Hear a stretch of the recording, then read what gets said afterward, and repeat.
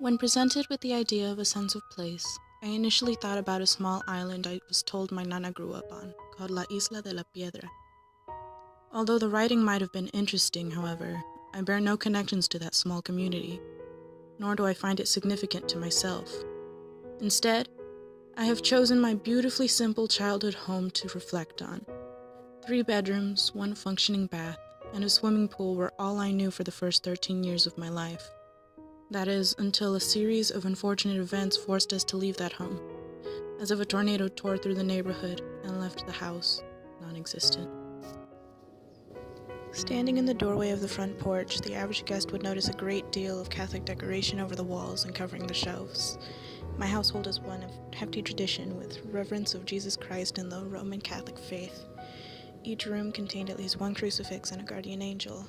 Photos of saints dotted our shelves, and above the dining room table, the table of the Last Supper was set in its entirety, complete with a full table of food, figures of the 12 disciples, and Jesus Christ himself. Rosaries overflowed from hooks set in the kitchen, dining room, and living room, approximately 30 visible in the front area of the house alone.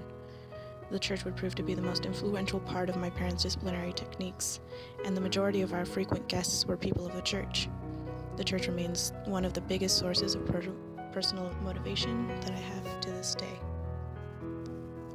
I remember my parents having so much planned in the remodeling of that house. One of the very first projects was to remove the wallpaper and paint the living room and the kitchen areas. The living room was blank white for as long as I could remember, and the very first color we ever painted it was a deeply rich burgundy, Mom's favorite. On the day we painted, the living room was devoid of all furniture, the brown carpet lined with paper on all sides of the room. We were about to lay down our first coat of paint when my dad painted each of our 5 names instead. My sister's, mine, my mom's, and his own. All in a column. He even dotted the I's of our names with little hearts. No matter what happens, he told us, we will always be here in these walls. No one can ever make us leave our home.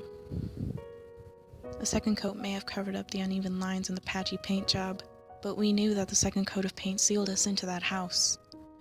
It attached our experience as a unit to a singular headquarters, and even as we live somewhere new today, and I know that the new tenants have covered our luscious burgundy with a mundane tan, our names remain there on that wall forever.